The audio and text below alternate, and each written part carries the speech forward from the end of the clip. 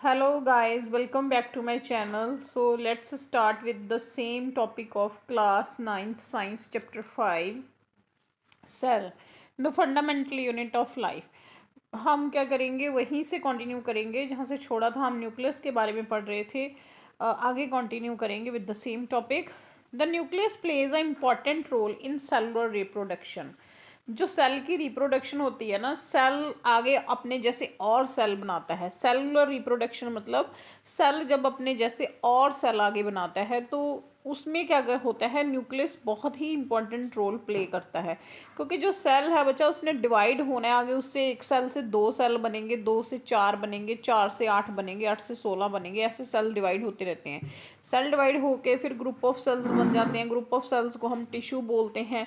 Cell मिलके tissue बनाते हैं, टिश्यू मिलके ऑर्गन्स बनाते हैं। जो ऑर्गन्स होते हैं, जो अलग अलग हमारी बॉडी के ऑर्गन्स होते हैं, और ऑर्गन्स मिलके ऑर्गन सिस्टम बनाते हैं। और ऑर्गन सिस्टम्स सारे के सारे ऑर्गन सिस्टम जैसे respiratory system, circulatory system, nervous system, ये सारे के सारे मिलके क्या बनाते हैं, एक फुल बॉडी बन जाती है ऐसे। ठीक है, तो स्टार्टिंग कहाँ से होती है, सेल से।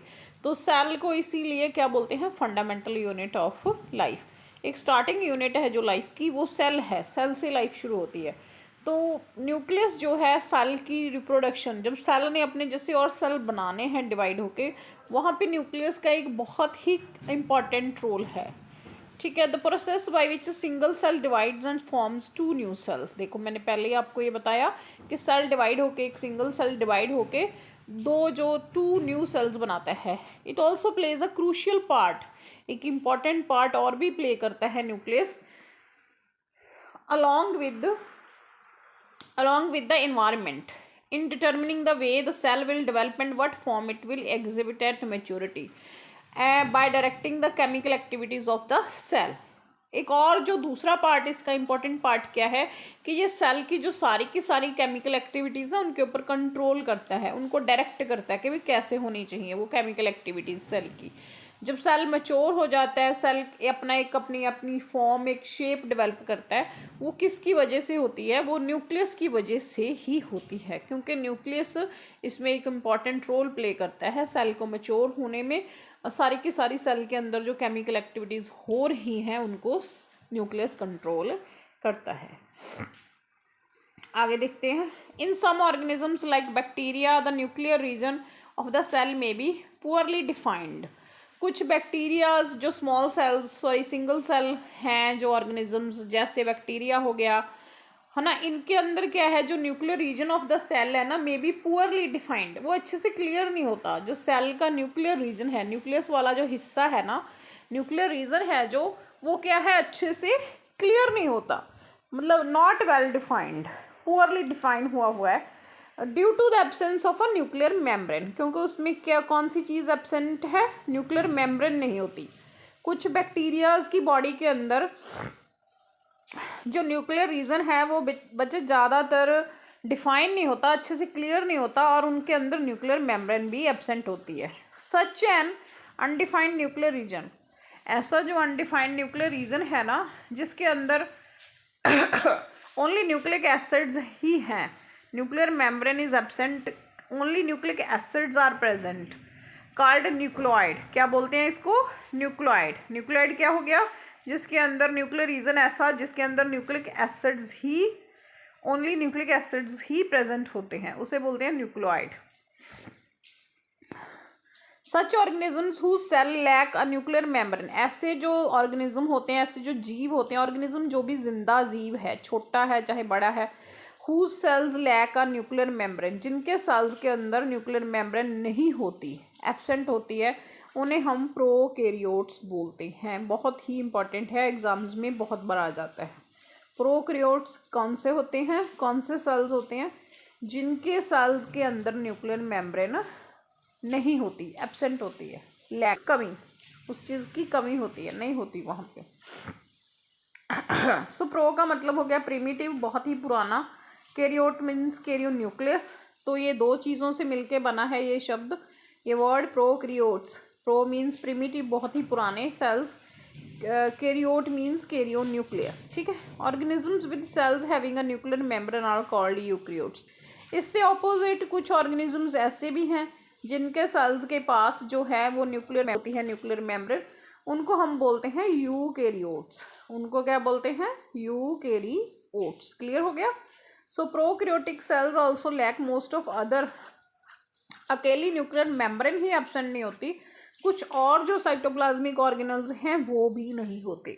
कुछ और साइटोप्लाज्मिक ऑर्गेनल्स जो साइटोप्लाज्म के अंदर ऑर्गेनल्स प्रेजेंट होते हैं ना, वो भी इसमें नहीं होते। ठीक है, आगे हम देखते हैं।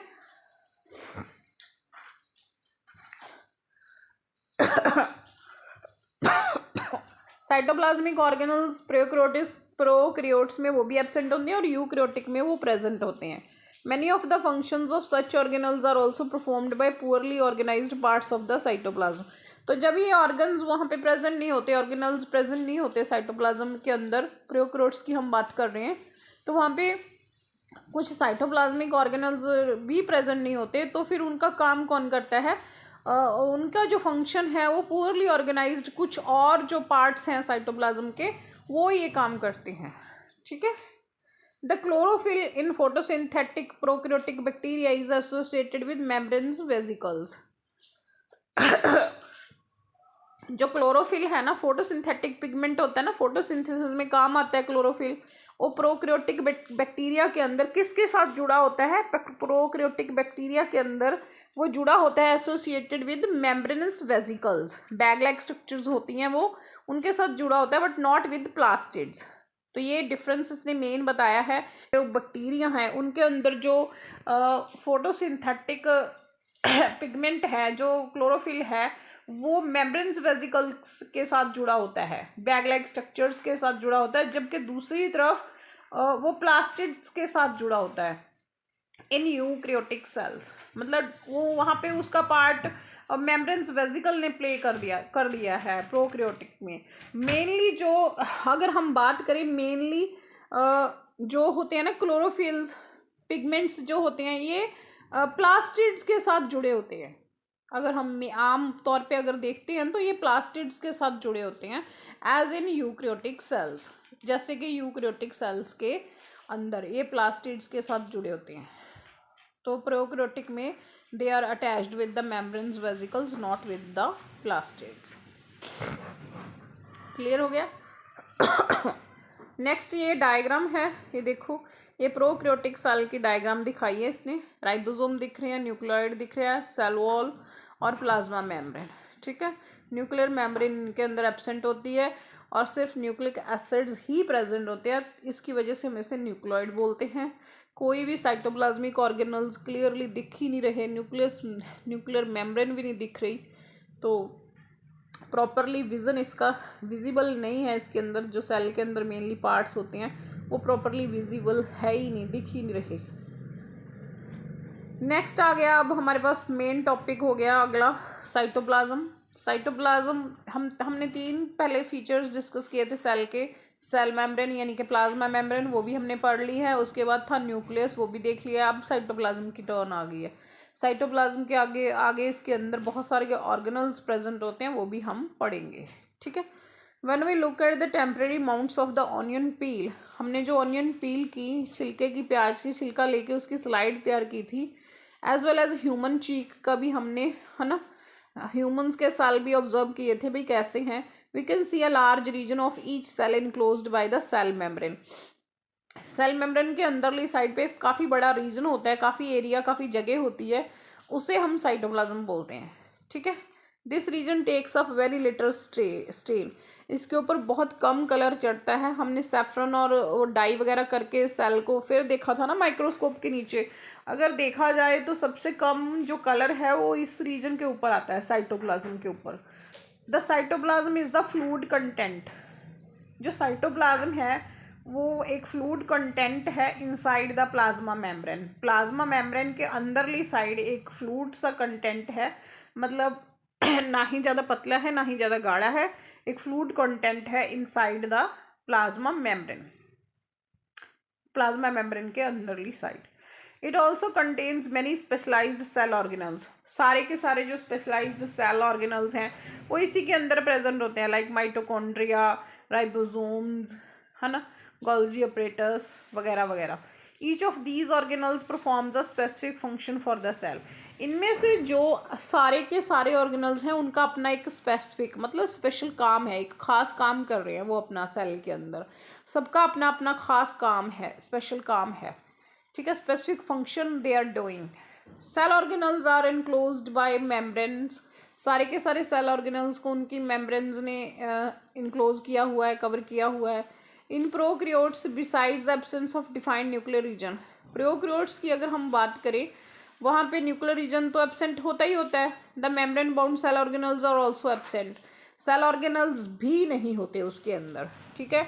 जो हमने अभी बात की है ना, माइटोकॉन्ड्रिया, राइबोसोम्स, गोल्जी ऑपरेटस, ये सारे भी वहाँ पे एब्सेंट होते हैं। किस कौन सी टाइप में? प्रोकैरियोटिक में। On the other hand eukaryotic में ये सारे के सारे प्रेजेंट होते हैं, ठीक है। न्यूक्लियर मेम्ब्रेन भी प्रेजेंट होती है और जो ऑर्गेनल्स हैं ये भी प्रेजेंट होते हैं। The significance of membranes can be illustrated with an example of virus. Virus की एग्जाम्पल लेके वो बोल रहे हैं, आप समझ सकते हो कि मेम्ब्रेन्स जो होती हैं, मेम्ब्रेन होती है, जो कवरिंग्स होती हैं, उनकी क्या इंपॉर्टेंट है। सिग्निफिकेंस होता है फ़ायदा, इंपॉर्टेंट, ठीक है। इंपॉर्टेंस कैसे वो मेम्ब्रेन जो है वो कितनी ज़रूरी है, आप वायरस की एग्जांपल लेके समझ सकते हो। Virus lack any membranes. अगर वायरस जो होते हैं, वायरस में मेम्ब्रेन नहीं होगी and hence do not show characteristics of life. वो जो वायरस है अगर उसके इर्द गिर्द मेम्ब्रेन नहीं है तो वो लिविंग के करेक्टरिस्टिक्स शो नहीं करेगा। जब वो किसी लिविंग बॉडी के अंदर चले जाएगा, उसके आले दुआले मेम्ब्रेन प्रोड्यूस हो जाएगी तो वो एक लिविंग के जैसे एक्ट करेगा। Use its cell machinery to multiply. जिस बॉडी में, जिस लिविंग बॉडी पे जाके वो एंटर करेगा, अटैक करेगा वायरस, तो उसकी मशीनरी सारी की सारी उस सेल की मशीनरी, उस बॉडी की सेल की मशीनरी यूज़ कर लेगा अपने आले दुआले मेम्ब्रेन बनाने के लिए और मल्टीप्लाई करने के लिए। जैसे लास्ट टाइम बेटा कोरोना वायरस का जो टाइम था, कोविड-19 का, उसमें ऐसे ही हुआ। जो कोरोना का वायरस था वो भी एक वायरस था। वायरस का क्या होता है कि ये ना डेड होते हैं, लिविंग में नहीं होते जब तक इनको कोई होस्ट बॉडी नहीं मिल जाती। ये अगर सराउंडिंग में पड़े हैं तो ये डेड है। होस्ट बॉडी या किसी लिविंग बॉडी के टच में ये आते हैं तो फिर ये एंटर कर जाते हैं उस बॉडी के अंदर, वायरस अंदर चला जाता है। जैसे बोल रहे थे मास्क लगा के रखो, हैंड वॉश करो, मतलब अगर हमारे अंदर ये वायरस एंटर कर जाता है तो फिर अंदर जाके ये लिविंग के करैक्टरिस्टिक्स शो करने शुरू कर देता है। मतलब हमारी बॉडी से ही सारा कुछ लेके ये अपने आले दुआले मेम्ब्रेन बना लेता है ना। इसके सेल्स काम करना शुरू कर देता है वायरस का सेल, ठीक है। एक्टिव और ये इनएक्टिव रहता है जब तक इसके आले दुआले मेम्ब्रेन नहीं होती। तो यहाँ से हम मेम्ब्रेन की जो इम्पोर्टेंस है वो समझ सकते हैं, ठीक है, कि कितनी जो मेम्ब्रेन है वो ज़रूरी है। ये वायरस ऐसे ही है, तब तक ये नॉन लिविंग के करैक्टर्स शो करते हैं, इनएक्टिव स्टेट में रहते हैं। जब इनको कोई होस्ट बॉडी मिल जाती है जिस पे इन्होंने अटैक करना है, फिर उसके अंदर चले जाते हैं, फिर ये एक्टिव हो जाते हैं और लिविंग बॉडी, लिविंग के करैक्टरिस्टिक्स शो करने शुरू कर देते हैं। क्लियर? और फिर बीमारी फैलाते हैं, पता ही है, वायरस एंटर कर गया तो फिर बीमार हो जाएंगे हम, आगे जाके बीमारी फैलाते हैं फिर बॉडी में। फिर हम वैक्सीन्स वगैरह या फिर इलाज कराते हैं ताकि ये मल्टीप्लाई ना कर पाए, अंदर जाके बीमारी ना करे, हमारी जो बॉडी की फंक्शनिंग है उसे डिस्टर्ब ना करे, हमारे सेल्स की फंक्शनिंग को डिस्टर्ब ना करे। क्योंकि हमारी बॉडी किसके ऊपर डिपेंड है? सेल्स के ऊपर ही डिपेंड है। क्योंकि सेल्स क्या है? वो बेसिक यूनिट है लाइफ की। अगर सेल्स अपना काम अच्छे से नहीं करेंगे तो हमारी बॉडी भी अपना काम अच्छे से नहीं करेगी, तो हम इल फील करेंगे, बीमार फील करेंगे। क्लियर बच्चे? So here is an difference. मैंने आपको बहुत अच्छे से ये समझा दिया है, प्रोकैरियोटिक और यूकैरियोटिक सेल के अंदर जो डिफरेंस है ये है। और आगे सेल ऑर्गेनल्स का जो टॉपिक है ये हम नेक्स्ट वीडियो में करेंगे।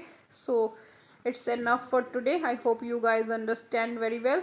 So thanks for watching the video, है ना। अगर वीडियो अच्छी लगे लाइक करो, शेयर करो, कमेंट करो और प्लीज़ चैनल को सब्सक्राइब करो। अगर आप सब्सक्राइब करते हो तो आपको नेक्स्ट वीडियो का जो है वो नोटिफिकेशन मिल जाएगा। So again thanks for watching.